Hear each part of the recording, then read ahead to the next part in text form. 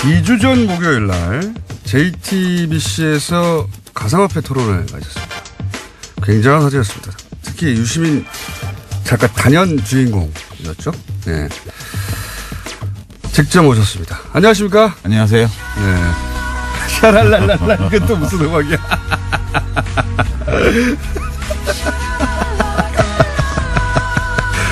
제가 이제 통화만 하다가 직접 만나고 좋네요. 빰빠레도 올려주고. 네.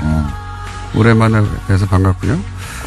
근데 이제 토론은 이건 뭐 사적인 불만인데 토론회 하는 시간과 날짜가 하필이면 블랙하우스 개업식 직전에 일부러 그날 잡은 거죠. 그건 이제 썰전 제작진이 그 사장실에 가서 경쟁사에서도 할 수 없는 비윤리적 그 행위라고 엄청 그 비난을 했대요. 아, 스스로? 왜냐면 썰전 방송 직전이었는데 썰전에서도 이걸 다뤘거든.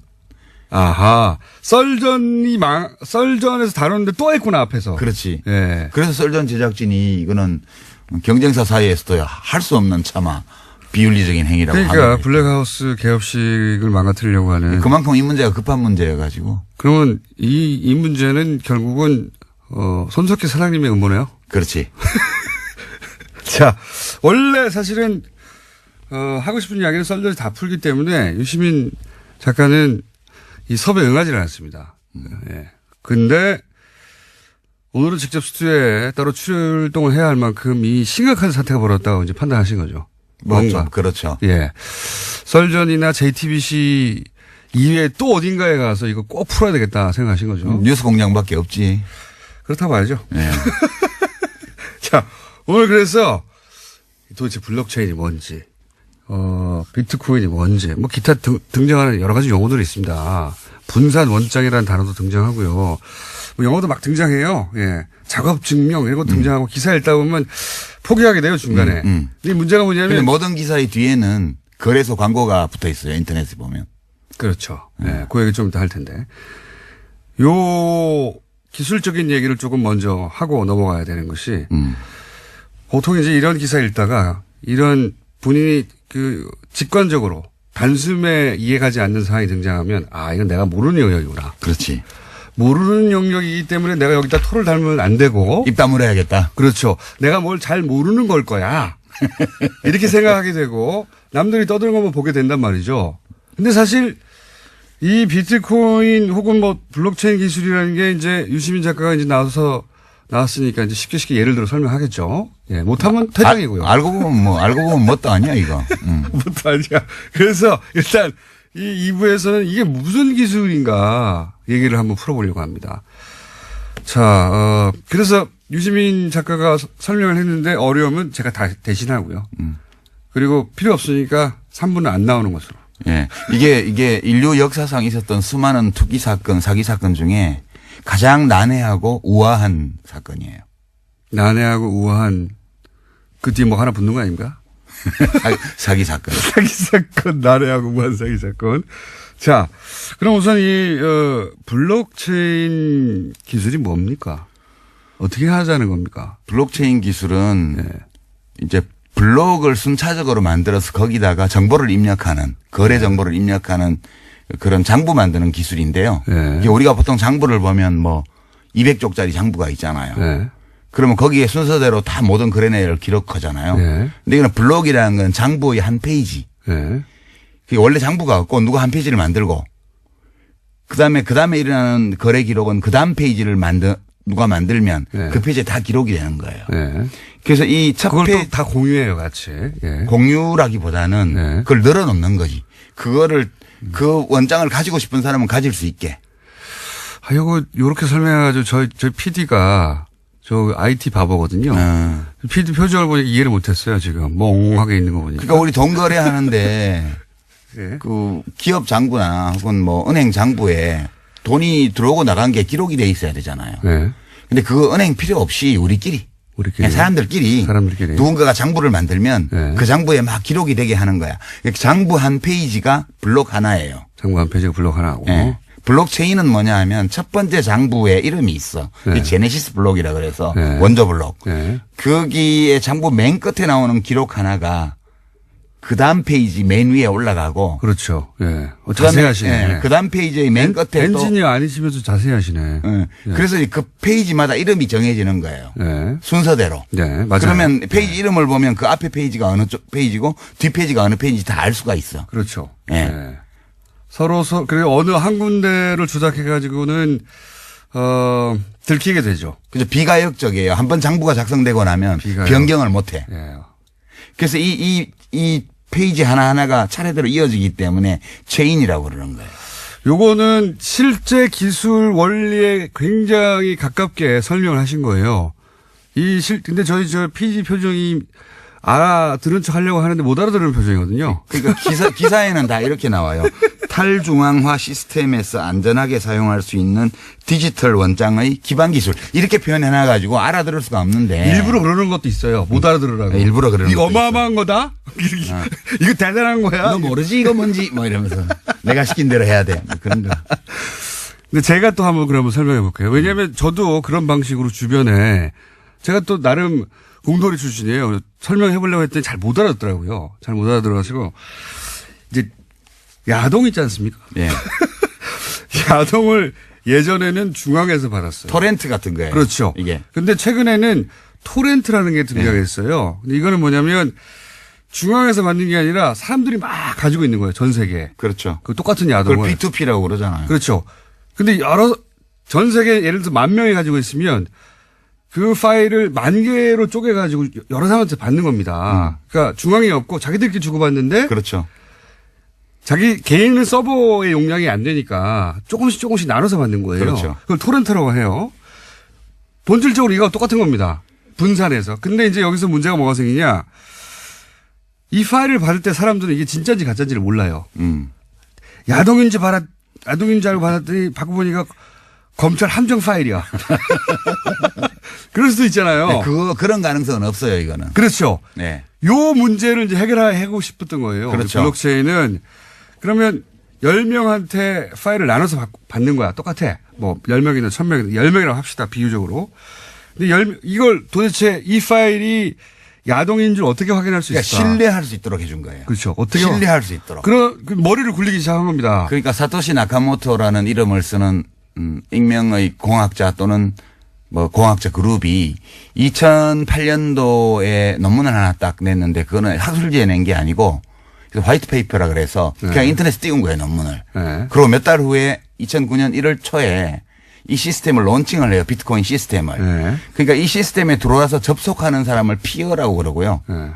그러니까 피어들끼리, 그냥 컴퓨터들끼리 또 노드라고도 하는데 이 사람들끼리 너무 잘하는데? 네. 이 사람들끼리 그냥 거래를 해요. 비트코인 하나 줘 뭐 줄게 이렇게 해서 거래를 하면 거래 기록이 생길 거 아니에요. 네. 근데 이 거래 기록을 장부에 기록을 해야 되는데 그렇죠. 최초의 이 사토시가 내려받은 최초의 제네시스 블록 네. 거기는 기록이 하나밖에 없어요.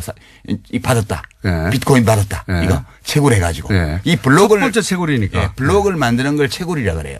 아, 이것도 설명해야 되는데. 아니 채굴이라 그러는데 저희 PD가 이때까지 못 알아듣다가 본인이 못 알아듣는 걸 표시를 내기 싫으니까 고개 끄떡끄떡해서 알아들은 척. 그러니까 우리가 이제 사람들이 그 시스템에 비트코인 시스템에 쫙 들어와서 예. 서로 막 거래를 해요. 예. 그럼 거래 정보가 기록이 되려면 장부 페이지가 만들어져야 하는데 그게 한 페이지가 한 블록이라 그랬잖아요. 예. 그게 10분마다 블록이 갱신돼요. 10분마다. 예. 그럼 새로운 블록을 만드는 놈은 장부를 만든 놈이잖아. 예. 얘한테 보상을 해줘야 돼요. 그렇죠. 그게 처음에는 50비트코인을 줬어. 예. 블록 하나 장부 한 페이지를 만들면. 예. 그리고 이 장부에 앞으로 기록될 거래 내역이 생길 거 아니에요. 예. 그러면 그 거래 내역의 숫자에 따라서 또 수수료를 줬어요. 예. 그 수수료가 비트코인입니다, 사실. 그렇죠. 예. 수수료와 이해가 보상금을 다 모르네. 비트코인으로 준 거지. 예. 처음에는 보상금을 블록 하나에 50비트코인 줬다가 예. 21만 개 만들어질 때마다 반씩 줄여갖고 지금은 12개 반인가 줘요. 예. 지금 그동안 세월이 가서. 자, 요게 이제 기술 원리에 아주 부합한 설명입니다. 아주 부합한 설명인데 제가 야동으로 다시 한번 시도해 볼게요. 이 야동은 신뢰가 없잖아. 그게 야동을 어떻게 신뢰할까 고민한 거예요. 예를 들면 이거 받기 전에 내가 이게 틀림없이 야동이라는 걸 알아야 되잖아요. 예. 받는 과정에도. 그럼 어떻게 했느냐. 10명에다가 10문제를 풀게 한 겁니다. 다. 그 10명이 쫙 있다. 파일, 그렇게 설명하면 안 되고. 못 알아들으시는 표정이에요. 그러니까 이제 지금 이 비트코인 시스템이 모든 암호화폐의 이제 기본 형태인데 예. 이 사토시라는 자가 하여튼 사람인지 아닌지 모릅니다, 현재. 사토시라는 자가 이 집단이죠. 시스템을 설계를 했어요. 예. 근데 재밌는 게 사람들이 여기 들어와도 될 이유가 없는 거야. 그렇죠. 이거를 퍼블릭 블록체인이라는 이름을 붙여서 예. 퍼블릭 아니거든요. 우리가 보통 생각하는 퍼블릭은 공공재 예. 이걸 퍼블릭이라고 그러는데 이거는 퍼블릭하고 아무 상관이 없어요. 예. 그냥 오픈돼 있는 거죠. 사람들이 들어와야 되는데 안 들어올 이유가 없어. 그러니까 도토리 줄게. 예. 그래서 와서 없습니다. 열심히 이제 문제를 풀어서 예. 그 원장 장부를 만드는 놈한테 상을 주는 시스템을 만든 거예요. 그 상위 비트코인인데. 비트코인으로. 예. 그런데 이제 이 페이지 하나는 나도 말하고 싶어 죽겠네, 이거. 이게 뭐요? 손님이니까 해보세요. 페이지 하나는 용량이 1메가바이트예요. 그러니까 예. 블록 하나의 용량은 1메가바이트고 예. 이 1메가짜리를 계속 돌릴 수는 없으니까 헤더라는 걸 만들어서 예. 그 1메가바이트에 정보를 표시하는. 최대 거죠? 용량인 요 블록의 주요 정보를 딱 요약해서 80바이트로 헤더에 딱 저장을 해요. 색인 같은 거죠, 색인 같은 네. 거. 근데 우리가 보통 사람들이 쓰는 거는 그 180기가바이트 이상의 데이터를 다운받아야 되는 그 비트코인 시스템 전체를 다운 안 받아요. 그렇죠. 사람들은 대부분 헤더만 다운받아요. 예. 그래서 이거를 완전 노드라 그래서 완전히 다 비트코인 코어를 받아서 채굴 하는 사람을 예. 완전 노드라 그러고 예. 이 거래를 위해서 지갑만 만들어서 맞습니다. 그 지급 검증 모드라 그래요. 그거를 헤더만 다운받는 거를. 예. 그러니까 이게 장부를 연속적으로 만들어 나가서 그걸 되돌릴 수 없게 만들어서 이 시스템에 들어온 사람은 서로를 신뢰할 수 있게 하는 거예요. 근데 이 장부를 만들려면 저희 PD 포기했어요, 얼굴이 보니까. 그래요? 아니, 이해하고 싶어 죽겠거든요, 자기도.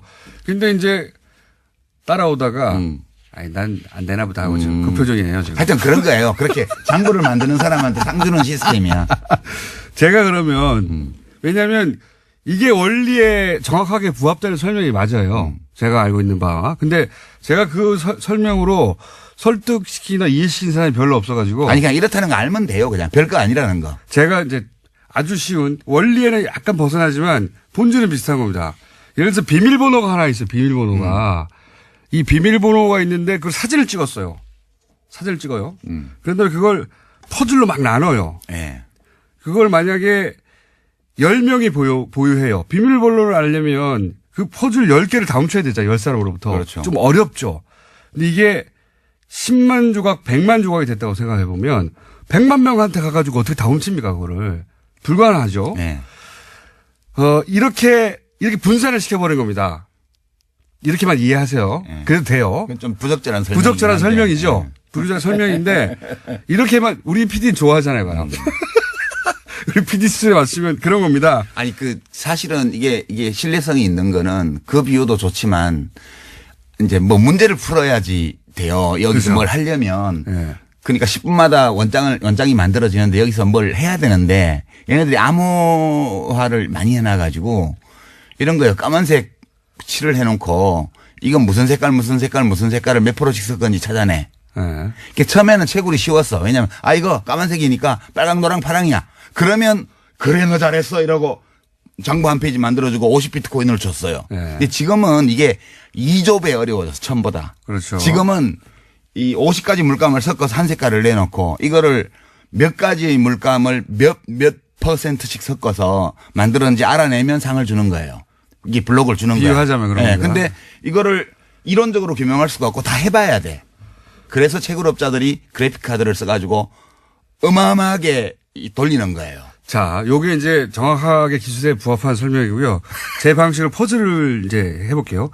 퍼즐을 맞춰야 되잖아요. 네. 그럼 비밀번호를 알고 싶어요. 돈을 훔치고 싶어서. 그렇지. 퍼즐을 맞춰야 되는데 조각이 너무 많아요.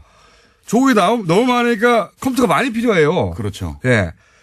그런데 이걸 개인이 할 수 없으니까 이제 이걸 해주고 수수료를 받는 거예요. 그게 채굴업체예요. 예, 그게 채굴이고 그때 수수료 받는 게 비트코인입니다. 채굴이라는 게 조각을 맞춰주고 이게 조각이 다 맞고 이게 가짜가 아니야. 라는 게 누군가 대신해 줘야 되는 건 조각이 너무 많아. 그렇게 생각하시면 됩니다. 난 비밀번호를 알고 싶은데 이게 정확하게 기술에 부합되는 내용은 아니지만 본질이 그렇다는 거예요. 그걸 작업 증명이라고 그래요.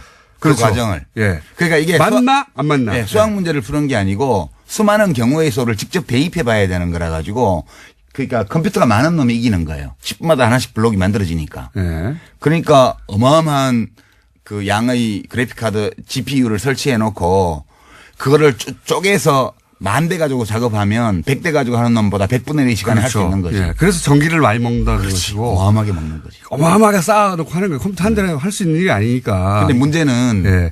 그거를 이제 해서 풀었네? 조각을 맞췄네? 그러면 잘했어 하고 수수료 하나 딱 주는 겁니다. 수수료 하나 블록 하나가 만들어지면서 예. 이제 문제는 그걸 비트코인이라고 하는 거죠. 난이도는 첫 번째 제네시스 블록하고 50만 번째 블록을 비교를 하면 50만 번째 게 그 1조 8천억 배 어려워요. 난이도가. 숫자도 다 기억하면. 약 이분이 1조 진짜. 8천억 배 어려운데 그러니까 채굴은 어려워지니까 비용이 많이 드는데 예. 비트코인 값이 안 올라가면 채굴이 안 돼요. 그러니까 채굴이 스톱되는 순간 이 시스템은 다 다운되는 거기 때문에 무슨 수를 쓰더라도 이 시스템을 돌리려면 값을 올려야 돼요. 그래서 사기꾼들이 이제 사기적인 방법으로 값을 올리는 거죠. 자, 여기까지는 저희 PD의 눈빛으로 봐. 한 3분의 1 정도를 이해하는 척하고 있어요. 이해하는 척하고 있고. 몰라도 돼. 별거 아니라는 것만 알면 돼. 하여튼 기술이라는 게 어렵게 들리지만 본질은 그렇게 어려운 게 아니다. 예. 근데 이제 원래 맞게 설명하셨고 3부에서 그러면 이게 왜 문제인가 본격적으로 얘기를 해보겠습니다. 3부에서. 자, 독학으로 비트코인 전문가 반열에 오르신 유시민 작가와 함께 전문가는 개뿔. 자, 비트코인 얘기를 하고 있습니다. 예, 기술 설명을 초반에는 2부에는 해서 다 이해가 됐다는 분들도 있고 문자를 보니까요. 예, 그리고 어렵다. 나는 PD하고 이해력이 같나 보다 이런 분들도 있고 그리고 김어준 닥쳐라도 좀 있고요. 설명 좀 듣자. 김어준 닥쳐라도 있고요. 예. 김어준 비교가 잘 이해가 간다는 사람도 있긴 합니다만은 전반적으로는 처음 나왔는데 유시민 얘기 좀 듣자. 그래서 저는 2부, 3부에서는 가능하면 참으려고 노력하겠습니다. 자, 물론 튀어나갈지도 모르겠지만. 자, 기술은 이제 그렇습니다. 혹시 이해가 안 가시면 2번, 3번 저희 방송을 다운받아서 들으시면 되고.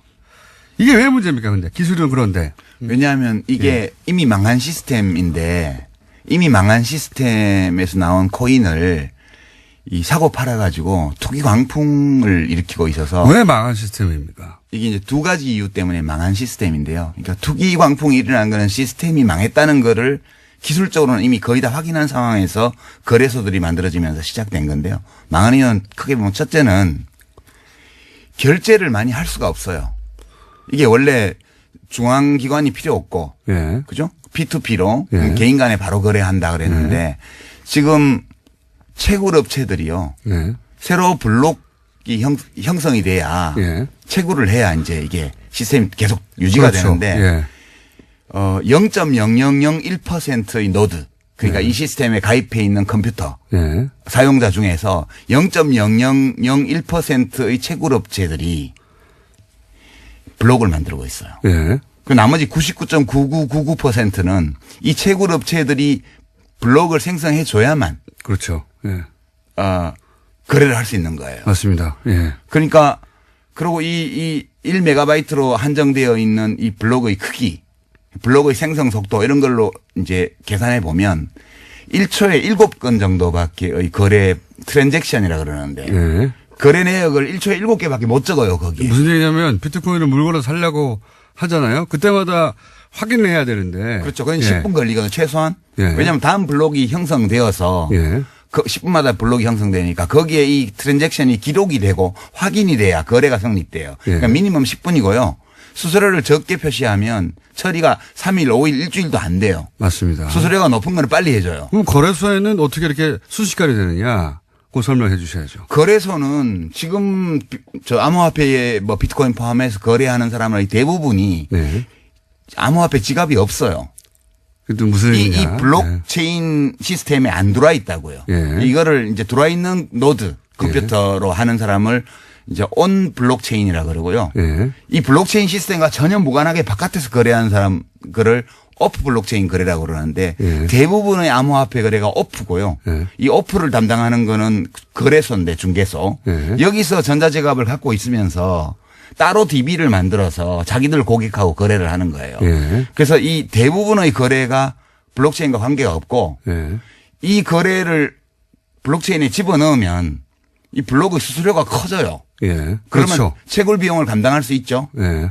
근데 채굴은 갈수록 어려워지고 아까 그랬잖아. 50만 번째 블록은 첫 번째 블록보다 2조 배 어렵다고요. 예. 1조 8천억 배. 그러니까 채굴 비용이 많이 들어가니까 이 채굴 비용을 뽑으려면 블록체인 보상금이 많아져야 되는데 이건 지금 처음에 50 비트코인에서 시작해서 12.5까지 내려와 있죠. 네, 거꾸로 내려가고 있는 거죠. 수수료는 원래 늘어야 되는데 네. 거래를 처리하는 속도가 너무 느리고 그다음에 대부분의 거래가 오프에서 이루어지기 때문에 네. 보상금으로 들어오질 않아요, 이게. 이게 이런 겁니다. 만약에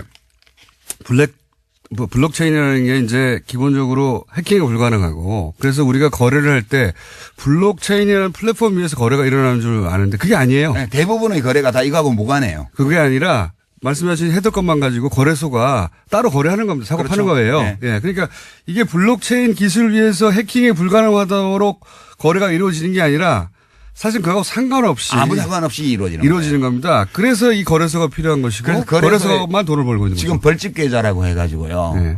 지금 그 실명 확인 안 해주잖아요, 은행에서. 이 네. 벌집 계좌가 거래소에 임원 명의로 법인 계좌를 만들어 놓고 그 계좌하고 거래하는 거예요. 예. 이 투자자들이.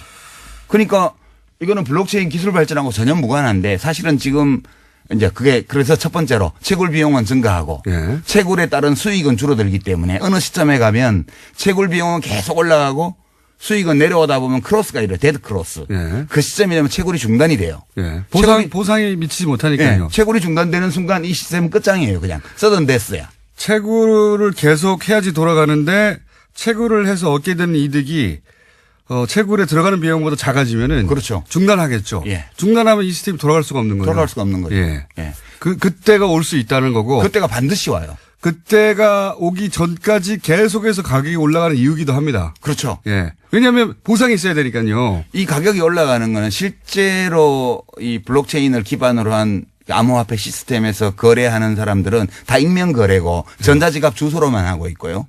당사자들이 직접 하는 게 아니고 사실은 개별 사용자가 거래자가 시스템에다 정보를 집어넣고 그걸 받아가는 사람은 자기 암호키를 가지고 그 시스템에서 빼가는 구조예요. 예. 이렇게 돼 있는데 지금 그 가격을 지탱을 해야 되니까 내가 전자지갑을 여러 개 만들어 놓고 암호화폐 지갑을 내가 혼자서 거래해도 돼요. 그렇게 해서 지표를 끌어올리는 거죠.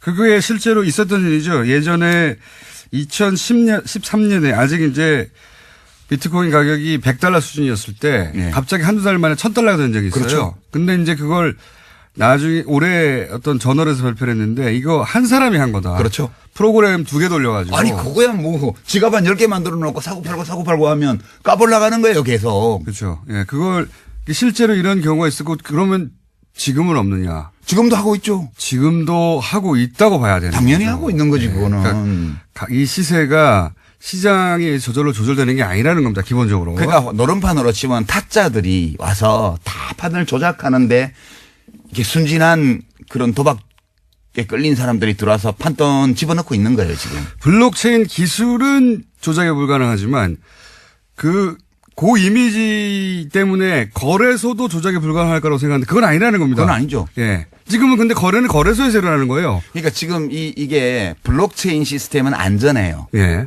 그 기술적으로. 기술적으로 그다음에 안전하고. 블록체인 위에 얹어놓은 암호화폐 시스템, 특히 이제 좀 시스템이 다른 암호화폐도 있지만 여러 가지가 있습니다. 비트코인을 예를 들면 네. 원조니까 비트코인 시스템도 비교적 안전해요. 이게 해킹이 불가능한 건 아닌데 해킹을 해서 얻을 수 있는 이익이 별로 없어요. 그 해킹을 하는데 들어가는 노력에 비해서. 네. 그래서 시스템상 좀 안전한데 이건 내부 환경이고요. 이 시스템에 내부 환경의 맨 바깥쪽에 그 암호화폐 지갑이 있어요. 예. 지갑도 시스템 내부긴 한데 지갑은 응용 프로그램이거든. 앱이거든. 그렇죠. 예. 그래서 이거는 해킹에 완전히 안전하다고 볼 수 없고요. 일본 거래소가 털린다든가. 그런데 그건 뭐가 틀린 건지 몰라요 아직까지. 네. 이 전자 지갑이 암호화폐 지갑이 털린 건지 틀렸으면 왜 틀렸는지, 해킹을 뭐 당했는지, 거래 정보가 털렸는지, 아니면 비밀번호가 노출된 건지 모르고요. 어쨌든 한 5,700억 규모의 해킹이 며칠 전에 있었죠. 그러니까 이제 그 암호화폐 지갑은 절대적으로 안전하지는 않고요. 그다음에 거래소로 나가잖아요. 그거는 이 암호화폐 시스템 내지 블록체인 시스템의 외부 환경이에요. 지금 계속 얘기했지만 블록체인 기술 기반에서 거래가 이루어지는 게 아니다. 그렇죠. 그건 안전한데 네. 그건 안전한 게 맞아요. 그 좋은 기술이 맞고. 근데 지금 거래소에서 이루어지는 건 그렇게 이루어지는 게 아니다. 그렇죠. 예. 그리고 거기를 해킹하면 속수무책이다는 그러니까 거죠. 해커들이 다 거기를 노리죠, 지금. 네. 이 비트코인 시스템의 외부 환경을 노리는 거예요. 예. 거래소요. 블록체인은 안전하다고 그러는데 왜 해킹이 일어나지? 이렇게 생각하실 텐데 지금 설명으로 이제 이해가 되셨을 거라고. 그리고 이게 이제 제가 왜 제일 난해하고 우아한 사기 사건이라고 그러냐 하면 인류 역사상 네. 수많은 투기 사기 사건이 있었는데 포커를 예를 들어 볼게요. 지금 네. 시중에서 이제 나와 있는 책들이 많은데 비트코인이나 암호화폐에 대해서 세 종류의 책이 있어요. 첫 번째는 포커. 네. 인간의 두뇌를 바꾼다. 네. 미래형 게임이다. 이거를 설파하는 책이 있어요. 이게 이제 김진화 씨 같은 분이 쓴 그 넥스트머니 비트코인 이런 책이 이 암호화폐가 인류의 미래를 바꾼다. 이렇게 굉장히 투기를 하는데 그냥 투기가 아니고 인류 문명을 발전시킨대잖아. 그런 류의 책이고요. 두 번째는 최근에 나온 책 중에 익명으로 신의 두뇌라는 닉네임으로 나온 책이 있는데 비트코인 1억 간다 이런 책이요. 이거는 이제 이 포커를 해서 돈을 따는 기술. 포커 알면 이긴다. 이런 종류의 책이에요. 세 번째가 이거 지금 예약 판매 걸려 있는데 목차를 보니까 이병욱이라는 분이 쓴 비트코인과 블록체인 이런 책이 있어요. 이게 중립적으로 기술적인 측면과 이 경제적인 측면을 검토한 책이더라고요. 목차를 보니까. 이런 책은 이 포커라는 게임의 실체에 대해서 알려주는 책이에요. 그래서 사람들은 되게 신의 두뇌라는 익명으로 쓴 이 책 비트코인 1억 간다. 대박. 이 책 보면 나 돈 벌 수 있지 않을까. 이게 많이 봐요. 베스트셀러 목록에 올라 있어요. 네. 근데 이게 다 이거 포커가 인류의 두뇌의 혁명을 일으키지도 않고요. 그러니까 비트코인이 뭐 사회 혁명을 일으킨 것도 아니고요. 그러면 여기 가서 돈 딴다는 이거는 포커 알면 이긴다 읽으면 누구나 포커에서 돈 따나요? 정상적으로 하면 딸 수 있겠죠. 그러나 여기는 타짜들이 설치는 시장이거든요. 그래서 못 따요. 네. 다른 사람도 있긴 있죠. 예. 운이 좋아서 따기도 하고. 운이 좋아서 따를 경우도 있죠. 예. 그래서 이 기술은 어느 시점에, 그러니까 요런 방식으로 돌아가는 것은 어느 시점에 종말을 맞이할 것이다. 이렇게 생각하시는 거죠. 어차피 2100만 개가 발행되면 네. 비트코인이 2100만 개가 발행되면 그러니까 처음에서부터 시작해서 주기적으로 반감해서 693만 번째 블록이 형성되면 끝나요. 네. 2100만 개째 그렇게 설계를 했죠, 처음부터. 네, 그렇게 설계되어 있고 지금 1700만 개 정도 발행이 돼 있거든요. 네. 지금 400만 개 남았는데 어차피 2100만 개 발행되면 더 이상 장부 지면이 늘어나지 않아서 네. 거래를 기록할 수가 없어요. 네. 그러니까 이 시스템은 종말이 처음부터 예정되어 있었던 거고 2100만 개까지 가기 전에 채굴 비용의 증가. 그죠? 네. 그다음에 난이도의 증가. 네. 이것 때문에 데드크로스가 일어나면서 그 이전에 다운될 가능성이 거의 99.999% 그렇게 전망하시는 거고. 예. 그것이 다운되는 순간 작업 증명이 안 되기 때문에 사실은 그렇죠. 시스템은 무용지물이 되는 것이고. 예, 시스템이 스톱되는 거예요. 그러면 비트코인은 코인이 아니고요. 그냥 디지털 데이터거든요. 예. 이 디지털 데이터는 이 블록체인 시스템 안에서만 의미를 가지는 건데 이 시스템이 다운되는 순간 가치가 제로예요. 그렇죠. 작업 증명이 안 되니까요. 예. 예. 이게 자, 이런 전망하에 이것이 기본적으로 도박이고 사기라고 이제 주장하시는 거예요. 이렇게 안 하시는 분들 계시지만 유시민 작가는 그렇게 생각하고 예. 있습니다. 뭐 저는 하나의 시각을 말씀드리는 거죠. 예. 예. 그래서 그게 너무 걱정이 되기 때문에 왜냐면 언제 터진다 이거. 터지죠. 예.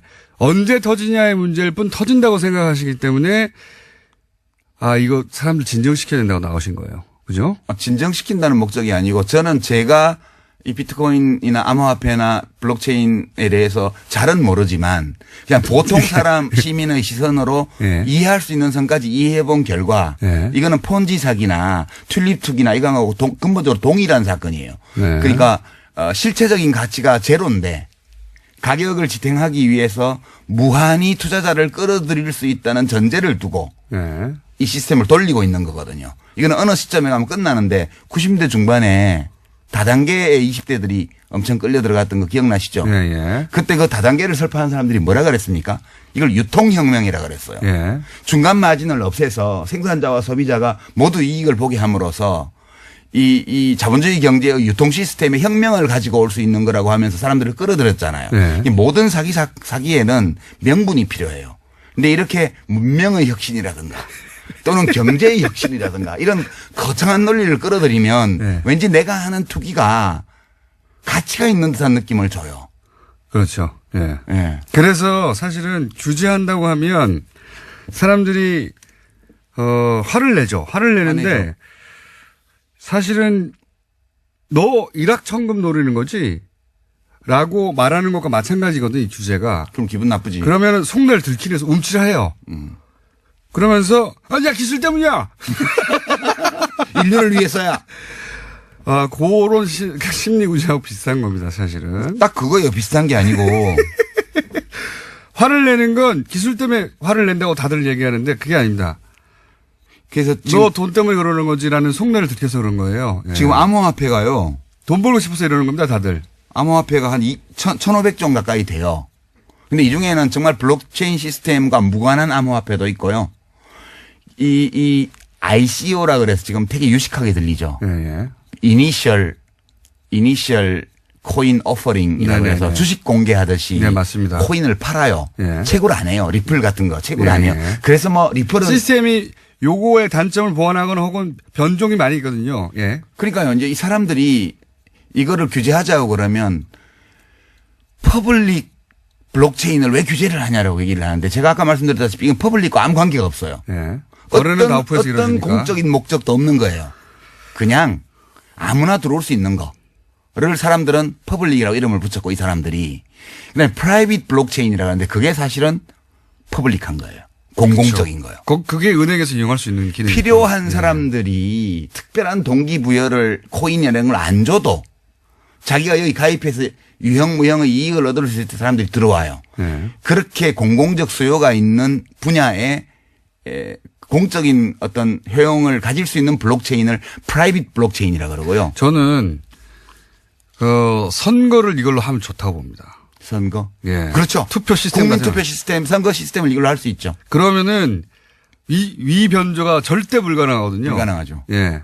그래서 실제로 에스토니아든가 거기서는 블록체인 기술을 원용해 가지고 선거 시스템을 구축하고 있어요. 그러니까 10초마다 그런 건 좋은 거예요. 10초마다 블록이 갱신되는 네. 이런 시스템을 도입하면 트랜잭션 그러니까 거래 건수도 엄청나게 많이 처리할 수 있고 네. 그런 게 퍼블릭한 거죠. 그렇죠. 예. 근데 이거는 지금 이름을 퍼블릭이라고 붙여서 사람들 속이는 거예요. 이건 완전 프라이빗한 거예요. 이게. 그리고 사실은 이렇게 기술을 얘기하는 분들도 다 버블이 있다는 거 알아요. 알죠? 아는데 내가 돈 벌고 난 다음에 터지라고 하는 거예요.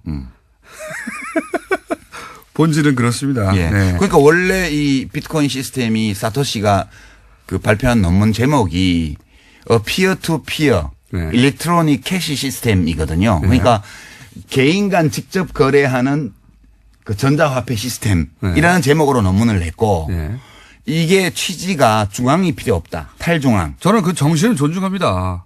아니 뭐 어떤 데서는 존중할 수 있지만 화폐는 네. 꼭 그래야 되는 건 아니에요. 그러니까 그게 화폐로 넘어가서 그런데 중앙이 없다. 중앙 서버가 없다. 네. 그다음에 세계 어디서나 거래할 수 있다. 수수료가 없다. 근데 개뿔 수수료가 없어요. 지금 중앙은 채굴업체하고 거래소가 중앙 노릇하고 있고요. 네. 수수료는 원래 사토시가 이 시스템을 발족할 때 최소 수수료를 0.00001 사토시. 그러니까 1억 분의 1 비트코인이 1 사토시인데 1000 사토시를 최저 수수료를 했어요. 네. 근데 지금은 실제 평균 수수료가 그 150배예요. 150배요. 예전에 며칠 전입니까? 며칠 전입니까? 이 비트코인 관련한 협회가 미국에서 네. 비트코인으로 입장권을 팔지 않았죠. 안 팔지, 못 팔지, 거래 못 해요. 그게 또 뭐 그런 이유도 있지만 또 하나는 실제 거래를 하려고 했더니 너무 오래 걸리는 거예요. 3일. 표를 사고 파는데 너무 오래 걸리는 거예요. 수수료도 15,000원. 그거는 지금 얘기한 대로 거래소가 아니라 직접 하려고 한 거거든요. 그러다 네, 보니까 네. 협회도 이걸 화폐로 사용하지 못한 겁니다. 못하죠. 예. 이게 지금 이벤트가 많잖아요. 이벤트가 ICO라는 이벤트를 하고 한쪽에는 코인 판매요. 네. 최초 코인 발행. 이거는 채굴을 안 한다는 뜻이에요. 사용자들이. 네. 회사에서 코인을 다 만들어서 그냥 주식 팔듯이 팔아버리는 거예요. 그렇죠. 근데 돈을 받고 팔면 법에 걸려. 그러니까 기존의 암호화폐를 받고 코인을 팔아요. 이거 사기가 되게 많고요. 두 번째는 사기 지금. 내가 이 암호화폐로는 거래 못 한다고 얘기해요. 네. 거래할 수 있다는 걸 보여주려고 이벤트를 막 만들어요. 네. 뭐 부동산을 사고 팔았다. 그럼 누가 사고 팔았나 보면 비트코인 관계자예요. 암호화폐 관계자예요. 저희 PD 표정이 지금 약 10% 정도 이해하면서 나머지는 나는 이게 한계인가 보다 이런 표정이에요. 위메프하고 무슨 빗썸하고인가 해서 뭐 계약해가지고 지금 위메프에서 그 암호화폐 몇 종 가지고 판매한다는 이벤트가 어제 뉴스에 나왔잖아요. 네네. 그거 비트코인 거래 아니에요. 블록체인 거래 아니라고요. 그냥 거래소를 중간에 끼고 네. 소비자들은 마치 암호화폐로 지불하는 것처럼 하고 네. 그걸 위메프에서 모아서 네. 거래소하고 다시 환전하는 거예요. 맞습니다. 그게 전부 다 100% 오프 블록체인 거래이기 때문에 암호화폐가 거래 수단으로 사용되는 걸 증명하려고 만들어낸 사기 이벤트입니다. 그게 전부 다. 사기 이벤트.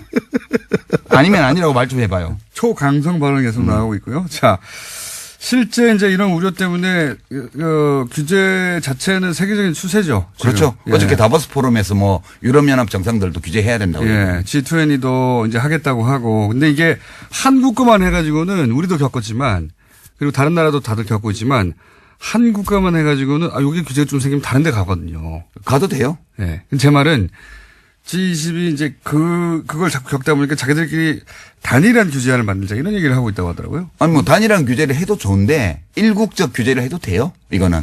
우리 아니 뭐 온라인 도박 단속을 뭐 유엔에서 해야 되나? 근데 이제 밖으로 빠져나가서 계속 하는 거죠. 아 그거는 P2P 거래밖에 안 되죠. 예. 그렇다 하더라도 돈을 계속 거기에 제 말은 뭐냐면 사고는 나는 겁니다. 사고. 무슨 사고 나냐면 이게 이제 바다 이야기가 자꾸 나와요. 바다 이야기가. 그런데 이제 자유한국당에서 이 규제가 기본적으로 잘못됐다는 접근이거든요. 근데 돈 넣나 봐. 암호화폐. 그거보다는 저는 요 뒤에 있는 어떤 정치적 셈법은 사고 날 거니까 사고 나라 이거예요. 나라 이거지. 예.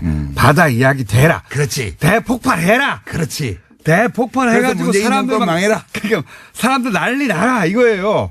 그거거든요. 규제 못하게 하고 막 계속 그 신기술 왜 규제하냐고 하고 이게 사실은 정치권에서 나온 주장은 폭발해라 난리 나라 이거예요. 바다 이야기 곱하기 100해라. 그렇게밖에 해석할 수가 없어. 그렇죠. 안 그러면 돈 넣었다고 볼 수밖에 없지. 그리고 만약에 관계자들은 돈 때문에 이게 지금 네. 초기 좋아서 이걸로 돈 벌 수 있다고 생각한 사람들이 비트코인 거래소를 만들었거든. 네. 근데 이게 막장에 왔다는 걸 알아요. 그 사람들이 전문가니까. 그래서 어디로 빠져나가냐 하면 명분을 챙겨야 되잖아. 돈은 이미 벌었고. 네. 그래서 이게 이렇게 말하면 명예훼손일 수도 있는데 내가 한번 논쟁해보자고. 하시고 명예훼손 당하고 우리 방송 뜨고. 그래서 거래소들이 뭘 하냐 하면 블록체인 협회라는 걸 만들었어요. 그래서 네. 진대재 전 정통부 장관님을 대표로 모셔서 어저께 그렇죠. 보니까. 예. 상징적인 분인데 여러 의미에서. 예. 근데 명분은 블록체인 기술을 개발하기 위해서 뭘 한다는데 예. 사실은 블록체인 기술을 연구한다는 건 명분에 불과하고 거래소들이 이미지 개선을 위해서 지금 블록체인 협회를 만든 거라고 저는 봐요. 그렇게 개인적 의견입니다. 그렇지. 개인적 의견은 필요할 수 있는 거 아닙니까? 교통방송은 공식적인 입장과는 무관하죠. 예. 제 생각과도 무관하고 유시민 작가의 개인적인 의견으로 고소하려면 저쪽에 뭐 하려면 하라 이거지. 혼자 하시고요. 자, 살짝 동의하는 바이고요. 근데 이런 얘기도 할게요. 이제 이게 그러면 유시민 작가의 혼자만의 생각이냐 이렇게 생각하는 사람이 많이 있습니다. 유럽 중앙은행장 같은 경우도 가상화폐가 돈이 아니다. 뭐 여러 나라의 중앙은행장들이 이건 도박이다, 투기다 이런 얘기 많이 했어요. 아 사실. 그거는 기득권자라서 그렇대잖아. 그러니까 꼰대들이라서 그렇대잖아요. 미래의 기술에 관심이 없고 현재의 기득권을 지키는 데만 급급한 자들이기 때문에 이 블록체인 기술에 대한 이해도가 낮고 암호화폐를 탄압하는 거다. 이게 그분들의 주장이에요. 그렇죠. 그죠? 맞습니다. 그래서 토론회 때 무슨 얘기 하셨잖아요. 비유가 뭐더라 그거? 뭐 있는데 건축 기술 어쩌고 한 거예요. 저 블록체인 기술은 건축술이고 예. 비트코인은 집이고 그 마을회관 지어놨더니 가보니까 도박장이 돼 있더라. 예. 그래서 도박 단속 하니까 왜 건축을 탄압하냐. 예. 그렇게 얘기하는 거하고 똑같다고요. 그런 거죠. 예, 결국은. 예. 그런 얘기입니다. 그리고 이제 그 외에도 이 해킹 얘기를 또 하는 이유는 아까도 얘기했던 일본 최대 거래소가 코인체크라고 있어요. 이게 이제 유명해진 이유가 20대 천재 해커가 만들었다고 했거든요. 처음 출발을. 네. 천재 해커가 만들었기 때문에 해킹이 안 된다. 그런 게 어디 있어요? 이렇게 출발을 한 거예요. 그래서 사람들이 굉장히 많이 신뢰하고 최대 거래소가 됐는데 이제 5,700억 규모 해킹이 됐어요. 문제는 이 거래소에 이 피해자를 보상할 돈이 없어요. 없어요.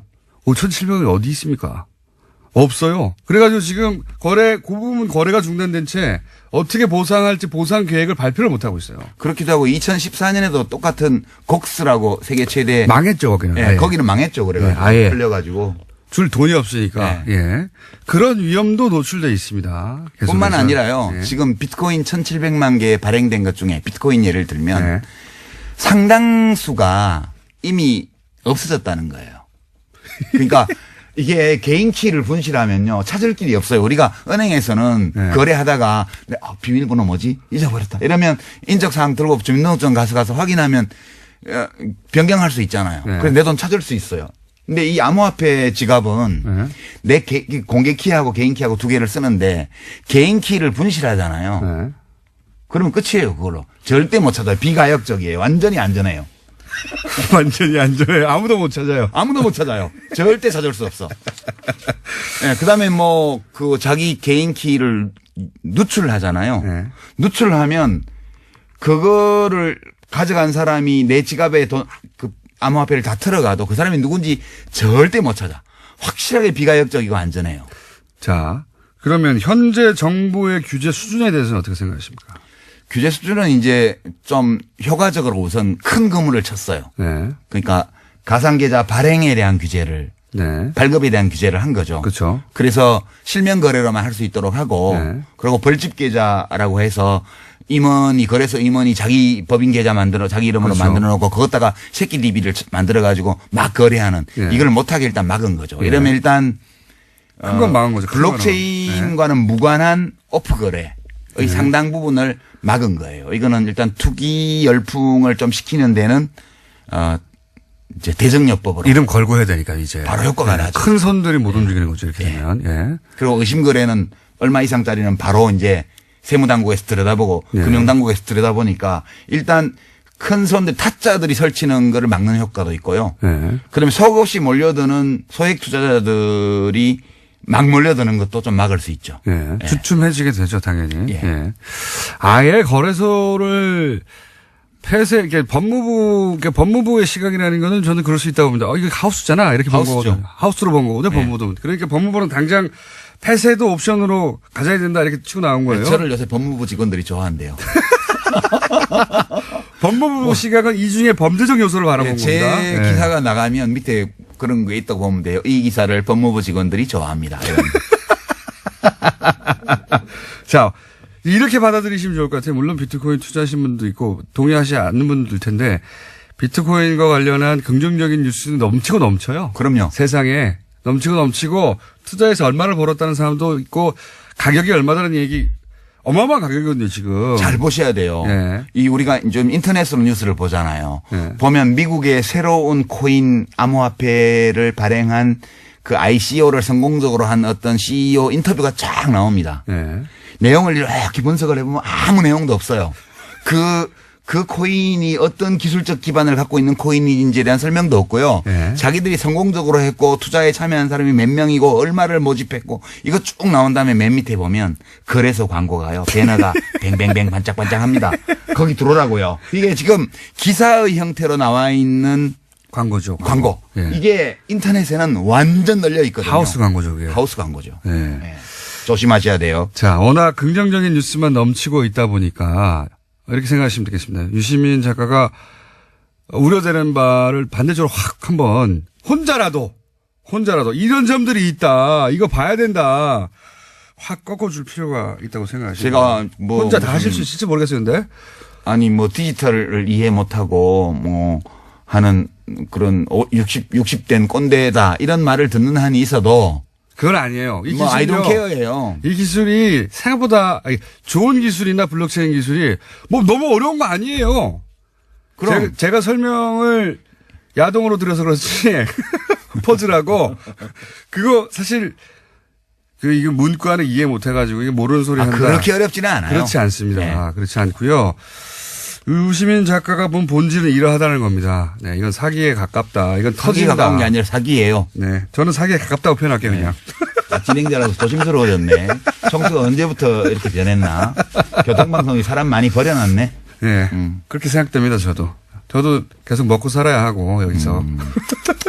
소송은 본인이 당하시고요. 자, 그 관점 오늘 전해드렸고, 혹시 못 알아듣겠다. 또 필요하다.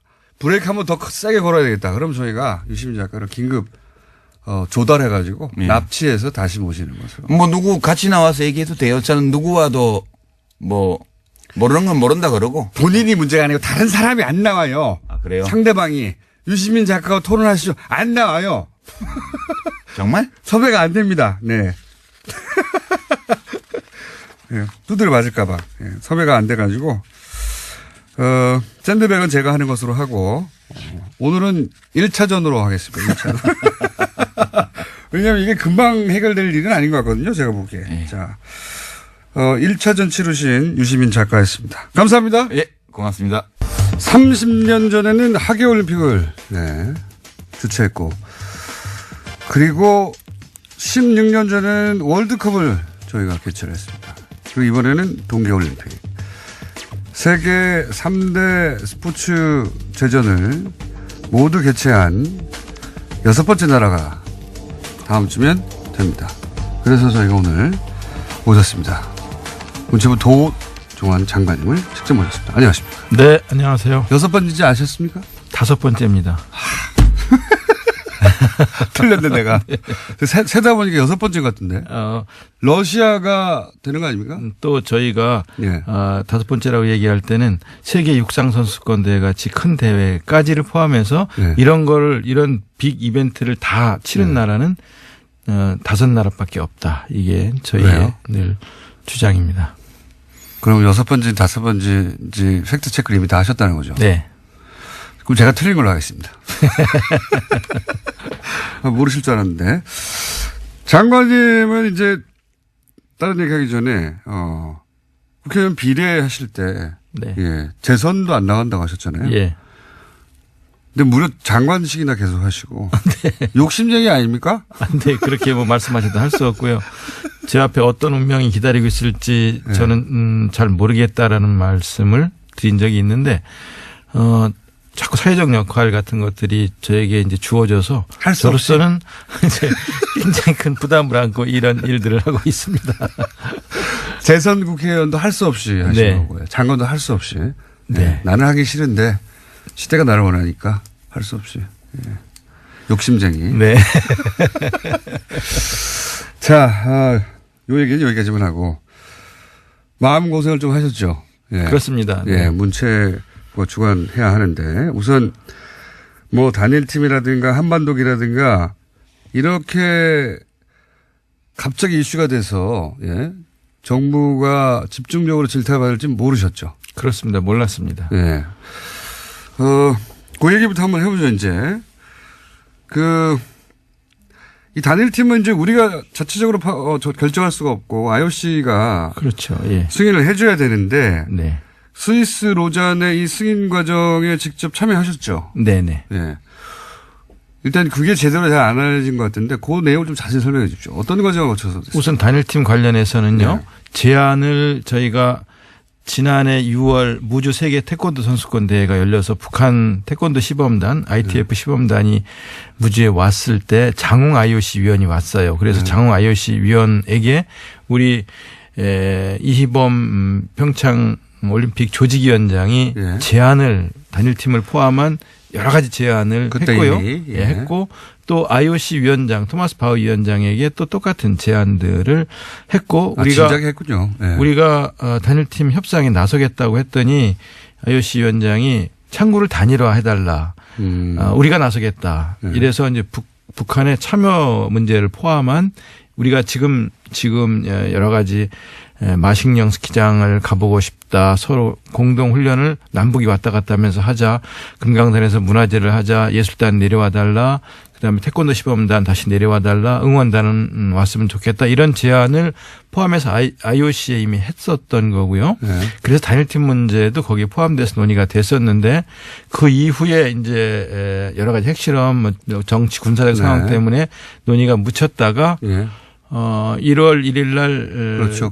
김정은 위원장이 이제 평창 올림픽에 참여하겠다라고 말을 하면서 이 문제가 다시 논의가 되면서 9일 날 고위급 회담에서 남북이 같이 단일팀을 한번 만들어 보면 어떻겠냐라는 논의를 시작한 거죠. 최종 결정은 20일 날 IOC에서 했는데요. 남북은 그렇게 합의했지만 이제 그 결정을 IOC에서 해줘야 되니까. 그렇죠. 스위스 로잔에 가셨고 그때 그러면 회의 주제를 아예 IOC 위원장이 했습니까? IOC 위원장이 주재하는 거죠. 직접 위원장이 직접 주재하고 IOC의 그 집행위원들도 참여를 하는 남북이 같이 참여하는 남북 IOC 위원도 함께 참여하는 회의였는데요. 장관님도 가셨고. 네네. 북한의 체육부 장관도 왔었고요. 그런데 이제 9일 날 그 남북 고위급 회담에서 이 문제가 공식 거론이 된 이후에 10일 날 선수들이 전지 훈련을 미국에서 마치고 돌아왔어요. 네.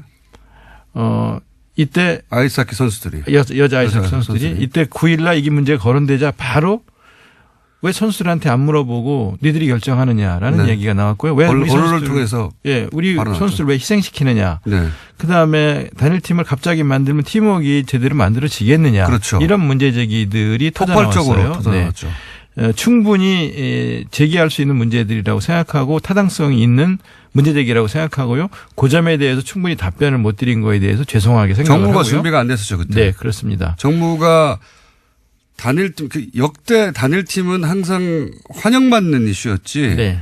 단일팀의 문제를 이거 공정하다 공정하지 않다는 프레임으로 공격을 정부를 향해 한 적이 한 번도 없었어요. 네네. 네. 그러다 보니까 정부가 이걸 어떻게 대응해야 되는지 초기에는 당황한 눈에 보이더라고요. 그죠? 네네. 그래서 10일 날 선수들이 들어온 뒤에 바로 제가 직접 한국 아이스하키 협회, 우리나라 아이스하키 협회장과 전무이사 등 임원들을 만났고요. 그래서 이 문제에 대해 상의를 했고요.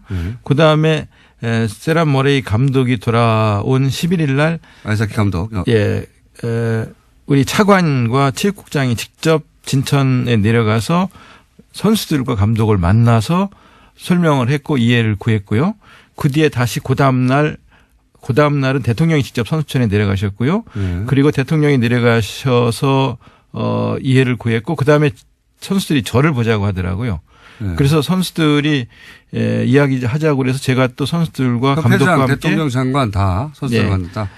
선수들이 직접 만나자고 해서 선수들과 1시간 넘게 선수들과 이야기를 나눴어요. 선수들이 가장 우려하는 문제 또 도와줬으면 하는 문제들을 갖고 이야기를 나눴는데요. 선수들은 우리 피해가 있으면 안 된다. 피해가 있는 거 아니냐라는 문제를 포함해서. 개인적으로는 당연히 그 문제가 궁금했죠. 그다음에 만약에 그럼 단일팀이 된다면 국가가 우리한테 해줄 수 있는 게 뭐냐.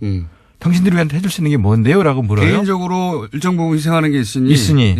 우리한테 해줄 게 있어야 될 거 아니냐. 해줄 수 있는 게 뭐냐. 그래서 요구사항이 뭐냐. 제일 어려운 점이 뭐냐. 선수들은 정말 직접적이네요. 네. 그랬더니 우선 안정적으로 운동할 수 있는 환경, 즉 실업팀이 만들어졌으면 좋겠다. 직장이 있으면서 운동을 할 수 있는. 바라겠죠. 이런 환경을 만들어주는 게 첫 번째 요구다. 가능하겠냐. 그래서 알아보겠다라고 하면서 직접 알아봤고요. 몇 군데에서 하겠다는 기업들이 있었고요. 두 번째 고1 학생이 3명 있어요. 고2가 또 3명 있어요. 이 학생들이 질문을 하면서 우리는 대학에 가려면 운동을 접어야 됩니다. 없으니까. 체육 특기자를 받아주는 대학이 없습니다. 남자는 5개 대학이 있는데 여자 아이스하키 선수들은 없습니다. 우리도 체육특기생으로 받아주는 대학이 있으면 좋겠습니다. 해결이 가능할까요? 그래서 지금 당장 답변은 못하지만 이거는 대학과 논의를 해야 되니까 대학과 논의를 하겠다. 이렇게 답변을 했고요. 실제로 가능한 대학들 알아보고 있거든요. 그러니까 이 두 가지 문제가 제일 우선 선수들의 요구사항이었어요. 그래서 이 두 문제를 해결해 주려고 하는 과정에 마침 수원시청에서 실업팀을 창단하겠다고 했어요. 왜 그러냐면 수원시청은 2016년부터 2020년까지 480억을 들여서 아이스링크를 짓고 있는 중이에요. 아하. 마침 아이스링크를 짓고 있는 중인데 이런 상황이라면 우리가 창단하겠다. 창단비 25억 정도 들어가는데 그럼 우리가 창단하겠다. 대신 창단하면 문체부에서도 좀 지원을 해주고 도와줄 수 있겠냐 그래서 그건 가능하다. 거기까지 알겠습니다. 예. 선수들이 또 하나 요구하는 게 있는데요. 협회에서도 요구하는 게 지속적인 지원이 제일 중요하다. 그래서 2022년 평창 동계올림픽에는 우리 재력으로 8강에 진출하고 싶다. 그때까지 계속 지원해 줄 수 있겠냐. 지원해 줄 수 있다. 이게 선수들이 원하는 거였고요. 그런 논의가 1월 10일, 11일, 12일, 1월 9일 날 처음 문제 제기된 이후에 계속 선수들과 협회가 논의됐던 거예요. 제대로. 예. 그리고 이 논의를 바탕으로 19, 20일 날 스위스 로잔에서 최종 결정을 위한 협의를 위해서 IOC에 갔었거든요. 거기서 가장 논의가 오래되고 또 결정이 어려웠던 것도 역시 단일팀 문제였습니다. 단일팀 문제였습니다. 왜냐하면 IOC는 일단 북한 선수 12명을 받아라. 그래서 IOC가 그렇게 얘기했어요? 그렇습니다. IOC가 12명을 받아라. 그래서 35명으로 팀 엔트리를 35명으로 우리가 북한의 요구사항 혹은 우리 요구사항을 IOC에 12명이라고 요구한 게 아니라 IOC가 12명을 받아라? IOC가 12명을 받아라. 그리고 처음 하는 내용이네요. 그리고 게임당 최소 5명 이상 출전하게 해야 한다. IOC의 IOC 요구입니다. 북한의 요구가 아니고 북한의 요구가 아니고 IOC 요구입니다. 그래서 왜 보도가 안 됐습니까, 제대로? IOC가 그렇게 요구해서 우리는 그렇게 받을 수 있는지를 우리 선수들에게 물어봐야 되겠다. 그래서 정회를 시켰어요, 제가. 정회를 하고 그때가 밤 12시 가까운 시간, 한국은 12시 가까운 시간이었는데요. 협회에 전화를 해서 전무이사라든가 또 아이스하키 협회장과 통화를 했고요. 그러면서 감독이 3명까지는 받을 수 있지만 5명은 어렵다고 한다. 너무 많다. 그래서 그러면 이 문제를 가지고 계속 이제 협상을 시도하면서 이거 완전 잘못 알려져 있는 거네요. 그러니까 우리 정부에서는 아이스하키 선수들의 요청을 받아서 3명까지라고 IOC 요구했고 IOC는 아닌데 더 많이 받아라. 그럼요. 예. 5명을 받아라. 예. 전체적으로는 북한이 12명을 받고 그러니까 이런 거 같네요. IOC에서는 이제 IOC가 단일팀을 계속 관심 있고 밀었던 것은 한반도에 이제 전쟁 위기가 있고 하는데 그렇습니다. 올림픽을 통해서 그 긴장이 완화되는 것이 굉장히 중요하고 올림픽의 역할이니까 올림픽위원회에서는 그런 정도 효과를 내려면 당연히 숫자도 오고 생색만 내는 게 아니라 선수도 많이 출전해야 그런 효과가 있는 거 아니냐. 그러니까 더 많이 출전시켜라. 이렇게 한 거네요. 그것도 아주 강하게 요구했었어요. 이거가 어떻게 안 알려졌죠? 이거 문체부가 홍보를 못한 거 아닙니까? 네, 홍보를 못했고 또 공장장님이 우리를 불러주시지 않으셔서 이런 얘기를 할 수 있는 기회가 아니에요. 없었는데요. 그때 불렀는데 너무 바쁘셔가지고 안 오신 거예요. 그때 어디 가신 거면 여기로 오셨어야지 처음부터. 거기다 이제 다 끝난다고 오시면 뭐합니까 이렇게. 이제 조금 더 드릴 말씀은 뭐냐면요. 그렇게 강력하게 요구를 하는 바람에 정회를 해놓고 이거 완전히 예상 논의를 하다가 우리가 5명 요구했는데 IOC가 3명으로 줄여라 이게 아니네요. 아닙니다. 거기다가 워낙 IOC에서 세게 요구를 하기 때문에 정회를 하고 우리 선수 입장을 물어보았고 논의를 계속하고 문자를 주고받으면서 우리 아이스하키 협회에서는요 잠을 안 자고 새벽까지 계속 우리와 논의를 해가면서 기다리고 문자를 주고받으면서 했었고요. 연맹 이런 데서도 뭐 발언권 있지 않습니까? 국제 아이스하키 연맹에서는 어떻게 요구를 했냐면은요. 국제 아이스하키 연맹 르네 파젤 회장이 선수를 희생시키기 어려운 국내 사정이 있다면 북한 선수 5명을 더 포함해서 27명의 게임 엔트리를 주겠다는 것이 IIHF 국제 아이스하키 연맹의 공식 결정이다. 와, 다른 나라는 22명이 뛰고 우리는 27명이 뛰게 해주겠다. 예. 그게 가능하냐? 일본이나 스웨덴이나 스위스가 그게 다른 나라 동의하겠냐? 항의하잖아요. 하겠냐? 그랬더니 다 동의 받았다. 이런. 그렇게까지 제안하면서 북한 선수가 최소 5명 이상은 게임마다 참여를 해야 한다는 이거는 게 보수 정당 욕먹어야 되는 겁니다. 그러면 보수 매체하고 결국은 국제사회 IOC 혹은 IIHF. 아이스하키 협회에서는 당연히 그 정도 의미가 있는데 왜 반대하냐고 네. 하는데 요 불공정 프레임에 딱 갇혀가지고 언론도 안 네. 도와준 거네요. 예. 이런 망할. 네. 진짜 나쁘네요. 저희는 27명이 뛰게 해주겠다는 나쁜 IIHF의 요구를 고민을 하다가 이것도 받지 않겠다고 그랬어요. 왜냐하면 일본하고 경기를 해서 우리는 27명이 뛰고 일본은 22명이 뛰어서 우리가 이겼을 경우에 일본 네티즌들이 가만히 있지 않을 거 아니겠습니까? 일본 국민들 입장에서는 또 왜 네. 저게 특혜를 주느냐 네, 할 수 네, 있죠. 네. 비겁하다고 할 테고 지면은 더 창피하고 차라리 깨끗하게 이기든 지든 야. 깨끗하게 22명이 뛰는 것이 낫겠다고 제가 생각을 해서 이건 안 받겠다. 선수들 피해가 있는 게 아니고 거꾸로네요. 네. 국제사회 IOC 야 이게 제대로 안 알려졌다는 게 이건 진짜 언론 직무유기입니다. 그리고 문체부에서 당장 뉴스공장에 나왔어야 하는데 판단 착오예요. 네. 그 얘기를 왜 이제 이게 알려집니까 이게. 야 이거 말도 안 해요. 네요. 정말. 내막이 그랬군요. 저는 거꾸로 생각하고 있었어요. 그러다 보니까 우리가 막 강하게 요구하는데 IOC나 국제 아이스하키 연맹에서 야 그렇게까지는 어떻게 해줘 이러지 않았을까? 막연히 추측했는데 정반대였고요. 정반대였네요. 최소 5명 이상을 출전시키자는 요구와 우리 감독이 3명 정도까지는 받을 수 있지만 그 이상 안 된다고 하는 사이에서 이게 계속 정해를 거듭하니까 중재안이 나온 게 4명이었어요. 4명으로 그럼 하자라는 중재안이 나왔는데 전 그것도 안 된다고 그랬어요. 단일팀 못하는 한이 있어도 우리 의견을 지켜줘야 된다. 우리 선수와 감독들의 입장을 지켜주지 않으면 단일팀 못한다고 제가 버텼어요. 그래서 나중에 결국은 저희 안을 받아들이면서 최종 결정이 된 거죠. 야, 이게 이렇게 된 거구나. 이 내막이 이렇게 안 알려주다는 거는 말도 안 되는 겁니다. 네. 문체부 바보! 그리고 언론도 정말 나쁘네요. 이 스토리는 그 자체로 사람들한테 네. 감동적인 면이 있어요. 국제사회가 한반도에서 평화를 위해서 이렇게 노력해준다. 이게 안 알려주고 그냥 선수들 시간 뺏어가지고 이게 불공정하지도 않은 이 포탈의 댓글 부대 진짜 잡아야 되겠어요. 그 선수들이 희생되는 걸 어떻게 할 거냐라는 문제 제기에 관련해서 이제 북한 선수 3명이 들어오면 우리 선수 3명이 완전 제외되는 게 아니냐라는 그 견해가 있지 않습니까? 그런데 완전 제외된다든가 하는 것은 이제 저희도 이건 안 된다고 생각을 하고 선수 선발은 전적으로 감독에게 맡긴다는 것이 IOC의 결정 중에 또 하나예요.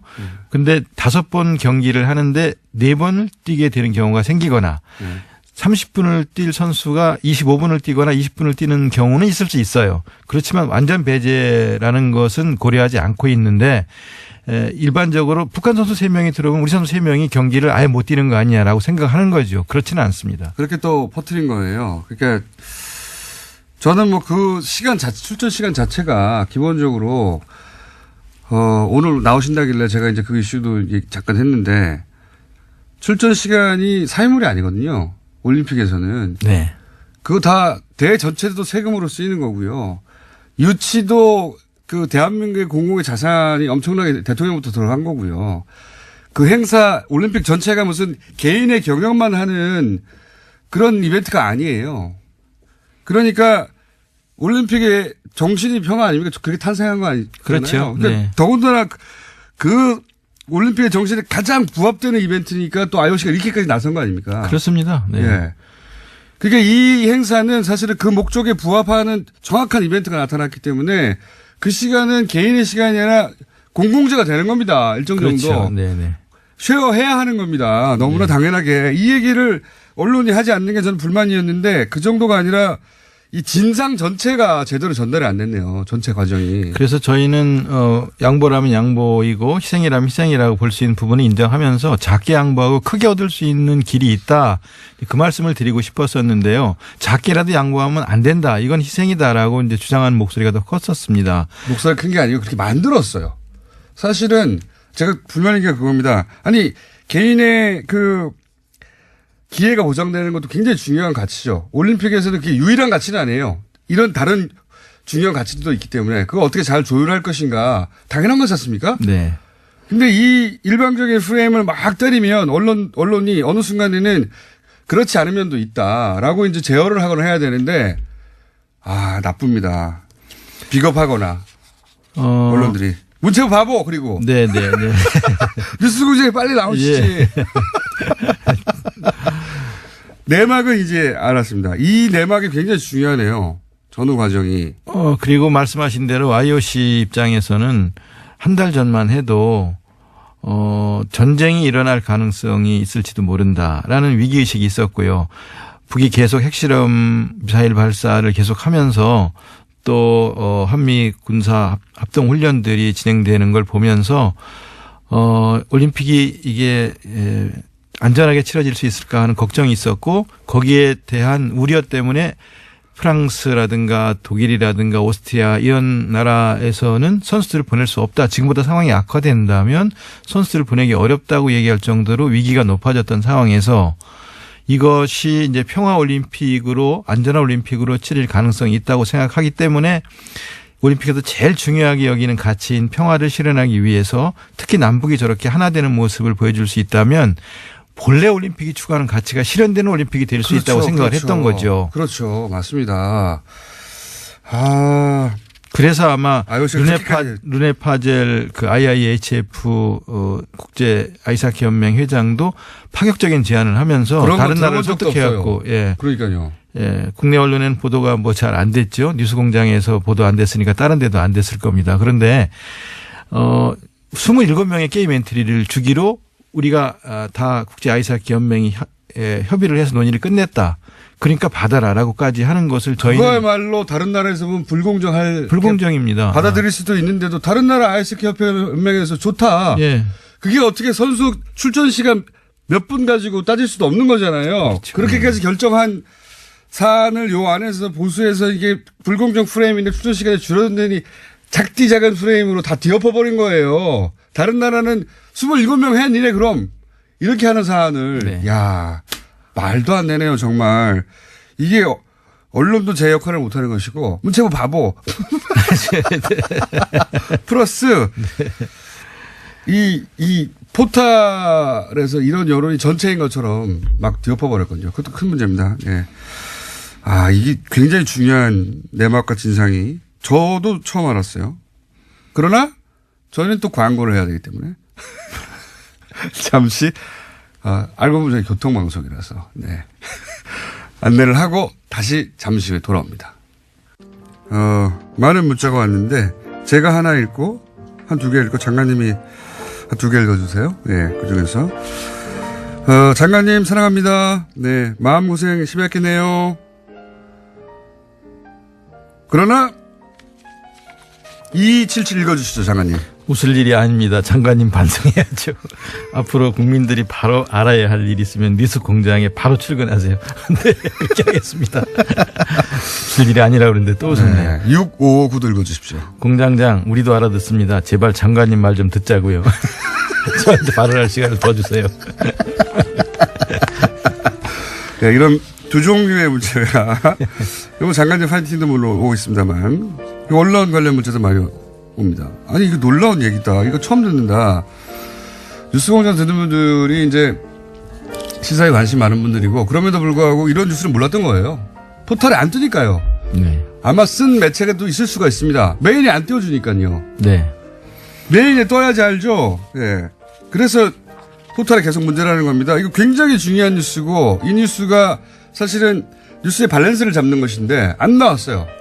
아마 어딘가에서 말씀하셨을 텐데 틀림없이 안 나왔어요. 그렇기 때문에 뉴스공장으로 출근하셔야 된다.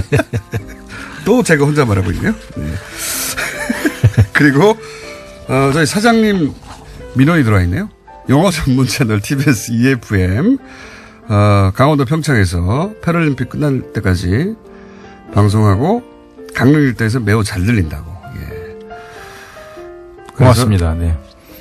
EFM도 한다고 합니다. 네네. 사실 저도 가끔 올 때 EFM 듣기도 하는데 올림픽 얘기 한참 하고 있어요. 그 한국에 사는 외국인들 입장에서 흥분되는 거거든요. 네.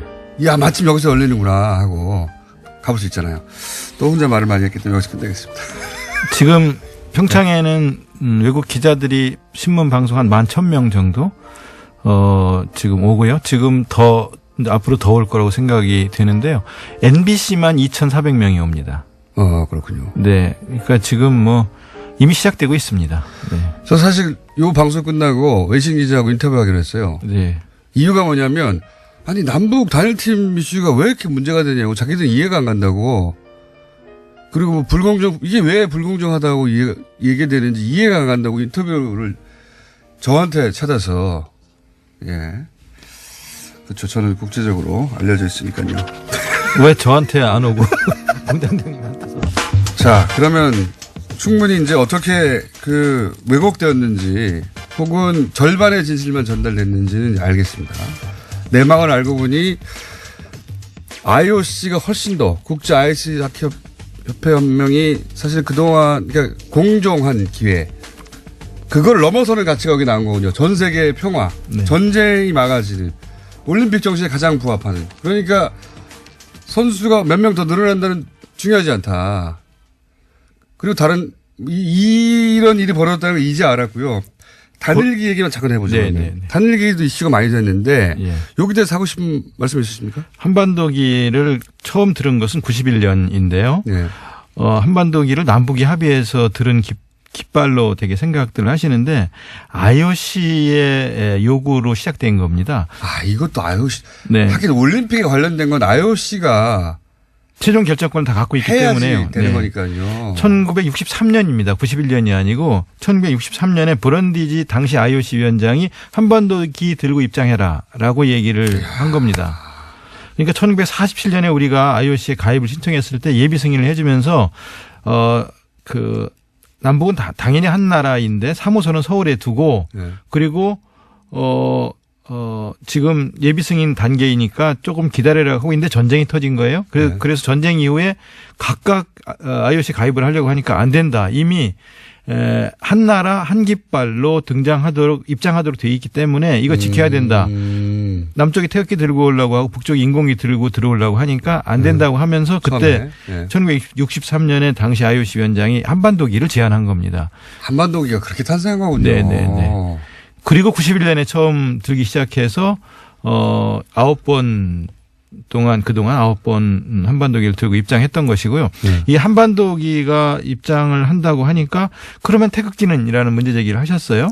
그런데 IOC하고 개막식 행사에 관해서 이미 협약해 놓은 그 프로그램에는 개막식이 시작하면 대형 태극기를 8명이 들고 들어와서 운동장을 그 대형 태극기가 돌고 그 대형 태극기가 개항될 때 40명의 어린이 합창단이 애국가를 부릅니다. 그러면 관중들 중에 우리나라 사람들은 당연히 일어나서 같이 애국가를 합창을 하게 되어 있고요.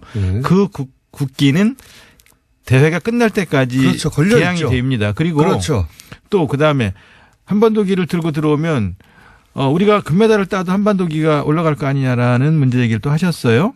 그런데 우리가 금메달 목표를 8개로 하고 있고 전체 메달을 20개 목표를 하고 있는데 메달 딸 때마다 태극기가 올라가는 거고요. 네, 당연하죠. 그건 네. 그리고 금메달의 경우에는 애국가가 연주되는 거고요. 이거는 IOC 규정이 그러니까 이렇게 되는 거예요. 그런데 또 오늘 아침 어제 저녁 방송에도 대한민국의 인공기 펄럭인다라고 하는데요. 참가하는 95개국 모든 나라의 국기는 개항되는 겁니다. 당연한 겁니다. 그것도. 우리가 평양에 가서 만약에 국제 행사를 한다고 그러면 태극기가 개항되는 거고 평양에 가서 메달을 따면 태극기가 올라가고 애국가가 연주되는 겁니다. 이거는 국제 스포츠의 이건 규정입니다. 그러니까 저는 이런 말도 안 되는 프레임을 그러니까 보수는 보수의 기술이 들어올 수 있어요. 그건 또 그들의 생존이고 그들의 이제 방식이고, 뭐, 그들도 살아야 되니까요. 그러면 또 이쪽 진영에서는 또 그게 아니다 막 이렇게 또 반박할 수 있어요. 네. 그럼 언론이 양쪽의 주장을 봐서 합리적인 주장을 실어주거나 혹은 뭐 최소한 공동으로 실어주거나. 근데 이 올림픽 관련해서는요, 초반에 이쪽의 목소리는 전혀 없었어요. 오로지, 친북, 종북, 북한에 다 넘어간다. 체제 선전이 이용된다. 이 프레임으로 포털부터 도배가 됐거든요. 근데 저희는요, 어느 체제가 더 많이 선전되겠는가 하는 질문을 드리고 싶어요. 북한에서 응원단이 내려온다, 뭐 공연단이 내려온다, 그러면 체제 선전에 이용할 거 아니냐? 이제 개막식을 한번 보시기 바라는데요. 개막식에서 저희가 준비한 내용들을 보시면 이게 전 세계 수십억 인구에게 생중계되는 개막식이 네. 아니겠습니까? 이 개막식을 갖고 북한 공연과 비교를 할 수는 없겠습니다만은 어느 체제가 더 많이 선전될 것인가, 어느 사람들이 더 많이 흔들릴 것인가를 생각하고 자신감을 갖고 대처해야 된다고 생각을 하고요. 북한 예술단의 공연도 많은 사람이 관심을 갖고 있습니다. 많은 사람들이 와서 보시기를 권하고요. 그런 프로그램은 150개 정도가 준비되어 있습니다. 그러니까 저는 체제 선전이 이용된다는 것도 너무 웃긴 게 북한에 우리나라에서 하는 올림픽이 중계가 돼요. 자기들은 한 번도 개최해보지 않은. 올림픽이 통으로 그쪽에 남한에서 열린다는 게 전달이 됩니다. 이거보다 큰 체제 선전이 어디 있어요. 저기는 공연단이 오는 것이고 우리는 올림픽이 통째로 남한에서 한다는 건데 체제 선전의 프레임도 정말 유치합니다. 유치한데 이게 본질이 전달이 안 되고 있다. 언론을 통해서요. 그런 얘기 꼭 하고 싶은데 안 나오셔가지고 또 이게 하나 있습니다. 이 올림픽이 뭐 그다지 성공적이 아닐 것이다. 네. 이런 얘기 오래전부터 표도 잘 안 팔리고 예. 어떻게 돼가고 있습니까? 표는 뭐 지금 한 70%를 다 넘겼고요. 네. 지금 직전 달에 주로 많이 팔리는 건데요. 지금 나머지 기간 동안에 충분히 목표했던 90% 이상을 팔게 될 거라고 지금 올림픽 전망하고 성공하지 못하라고 막 뭐랄까 저주에 가까운 얘기도 표가 안 팔린다, 붕업이 안 된다. 그 다음에 이제 세 번째 주장했던 것이 적자 올림픽일 것이다라고 이야기를 하고 안전한 올림픽이 안 될 것이다라고 했어요. 올림픽이 열리는 기간 동안 북이 계속 뭐 포격을 하거나 뭐 무슨 장사정포를 쏘거나 도발을 하거나 이러면 진짜 어렵죠. 그런데 그것이 지금 해결이 된 상태 아니겠습니까? 네. 그러면서 그다음에 문제됐던 적자 3천억 정도 적자다라고 하는 것들도 그동안 다 해결을 해서 소폭의 흑자를 내는 올림픽으로 치를 것으로 지금 다 계획을 해놨고요. 흑자. 예, 흑자 올림픽이 될 것이고요. 안전한 올림픽이 되고 흥행에도 성공하고 저희가 바라는 것은 우리의 발전된 ICT 기술, 이번에 처음으로 이제 공개되는 5세대 이동 통신 5G를 통해서 빛의 속도로 가는 이런 모습들과 UHD 영상으로 나가는 것, 이런 영상들을 전 세계에 송출한다든가, 그다음에 VR, AR을 통해서 우리 올림픽의 모습들을 중계하거나 보여주는 기회들을 가지고 정말로 외국 사람들이 와서 보고 한국이 선진국이 틀림없다라는 인식을 가지게 해서 번영으로 이어지는 그런 올림픽이 될 수 있을 거라고 확신을 하고요. 그래서 평창올림픽의 평이 평화의 평이고 창이 번창의 창이라고 생각을 해서 평화와 번영의 두 가지를 다 이룬 올림픽으로 만들 것이다라고 말씀드리고 싶습니다. TV 사장님이 저한테 표를 2장 주셨어요. 네, 갔다 오라고. 네. 이걸로 아마 하와이를 때우려고 하시는 것 같긴 한데. 거기 갔다 오라고. 생각해보니까, 예. 뭐, 수도권 기준으로 얘기하자면, 2-3시간 만에 갈 수 있으니까. 네. 서울에서만 1시간 반이면 갑니다. 그렇습니까? 근데 이 올림픽에 관련해서 초반에 압도적으로 부정적인 보도를 쏟아내가지고. 네. 더더욱이, 그리고 이제 성공하면 보수 진영 입장에서 싫잖아요. 아니, 이건 진보 보수를 떠나서 네. 올림픽은 싫어해요. 성공해야 됩니다. 성공해. 이건 이런 기회, 이 어렵게 준비한 올림픽을 통해서 이런 기회에 우리가 3만 불 시대로 진입할 수 있는 번영의 계기를 만드는 것은 우리 모두의 온 국민의 소망이라고 생각을 하고요. 성공을 어떻게든 기원하는 것이 올바른 태도 아닌가 싶습니다. 근데 조금 다른 얘기인데 갑자기 생각이 든 건데 예를 들어서 이게 문체부 입장에서 네. 이렇게 편파적인 보도나 혹은 뭐 절반의 진실만 전달하거나 혹은 반드시 알려져야 할 것이 알려지지 않거나 또는 포털에서 이런 예를 들어서 IOC가 결정한 이야기고 이런 보도가 메일에 등장하지 않거나 이런 문제에 대해서는 관심이 없으십니까 혹시? 뭐 관심이 많죠. 왜 관심이 없겠습니까? 많으시죠? 네. 근데 뉴스공장을 나가서 알릴까 말까를 주저한 제가 많이 잘못했다는 생각을 합니다. 그거고 제 말은 이제 그 문제도 관심이 있으면 오늘의 주제는 아닌데 그 문제도 한번 나와서 얘기를 한번 나눠보시죠. 예. 네. 저도 개인적으로 굉장히 관심이 많거든요. 예. 그리고 이제 그게 포털은 공공의 영역에 이미 들어왔거든요. 사기업이지만 네. 그 영향력 사기업이 그 사적 이익을 추구한 건 당연한데 그 포털의 화면은 완전히 공공의 영역에 들어왔기 때문에 예. 다른 레벨의 이야기가 시작돼야 되는 것 같아서 한번 갑자기 문체부가 상관 있는 것 같아요. 네네. 그렇죠. 상관 있죠. 자체적으로도 예 그런 문제들을 논의를 한 바 있습니다만 이제 아예 그냥 이 문체부 조직 중에 예. 언론을 상대하는 조직 자체를 포털 쪽을 담당하는 시스템으로 전환하는 체제로 바꿀 생각입니다. 그거 굉장히 핵심적이고 중요한 이슈인데 오늘 올림픽 이야기니까 예. 그건 다음 기회에 한번 나오셔가지고 본격적으로 그렇죠. 포털은 공공의 영역에 들어왔습니다 이제. 네. 예. 그런데 공공의 어떤 효과적인 감시를 받고 있지는 않죠. 전혀. 예. 영역은 공공의 영역에 들어왔는데 완전한 사기업의 자유를 누리고 있는 그런 면이 있어서 생각하다 보니 이게 문체부와 관련 있는 거잖아 생각이 들어서 준비하고 계시군요 뭔가. 네. 예, 알겠습니다. 이런 건 어떻습니까? 마식령 스키장 훈련이라든가 몇 가지 공동으로 진행했던 거 있지 않습니까? 잘 진행되고 있습니까? 네, 잘 진행됐고요. 저희가 처음 제안한 것은 우리가 마식령에 가서 연습을 할 테니까 북도 내려와서 평창에서 연습을 해라라는 제안이었어요. 처음 제안은. 근데 이제 너무 짧은 기간이라서 그 제안은 우리는 가고 북한 선수들이 와서 여기서 연습하는 거는 이제 2월 1일 날 어제 들어왔으니까 여기서 이제 약간의 연습을 하게 될 테고요. 그다음에 예술단을 비롯해서 많은 금강산 문화공연 등을 비롯한 것들은 저희가 먼저 제안을 했던 것이고요. 그때는 북한의 참여를 이끌어내기 위해서 작년 6월에 그런 제안을 했던 것이고요.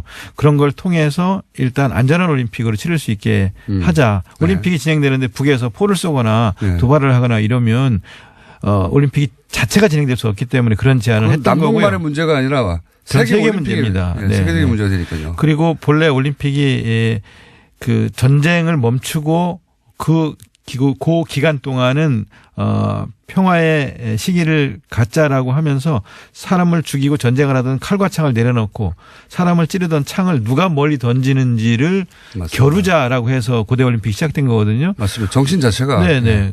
그래서 우리도 남북이 군사적으로 대치돼 있지만 평화적 공존의 문을 열자. 그리고 이렇게 폐쇄적 대치보다는 평화적 교류를 통해서 공존으로 가는 그런 길을 열자. 열 수 있다면 열자. 스포츠가 연다면 그건 다행이다. 원래 스포츠 정신이 그런 거니까. 육체에 가장 빛나는 상태를 보여주는 게 올림픽 경기입니다. 육체에 가장 파괴된 모습을 보여주는 게 전쟁이거든요. 그러니까 이렇게 가장 참혹한 상태에서 벗어나서 육체에 가장 빛난 최고의 상태를 보여주는 모습으로 전환하자. 이런 제안이 올림픽 정신이기 때문에 이걸 실현하자.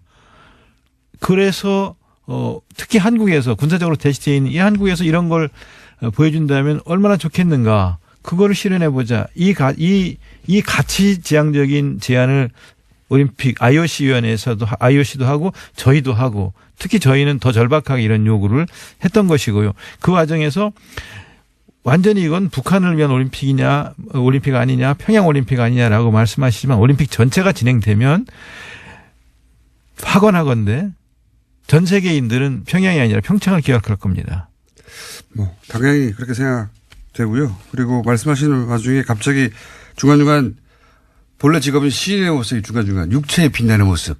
이런 얘기 안 합니다. 공무원들은.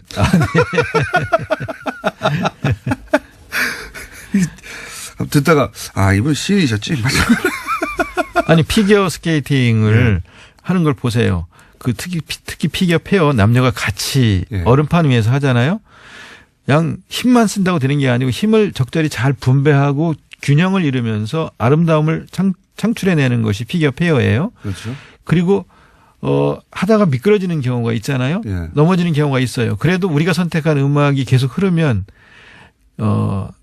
음악이 끝나지 않으면 아름다움으로 다시 돌아가고 다시 일어나기 위해서 또 노력하고 다시 아름다움을 만들어내야 하는 것이 피겨 페어거든요.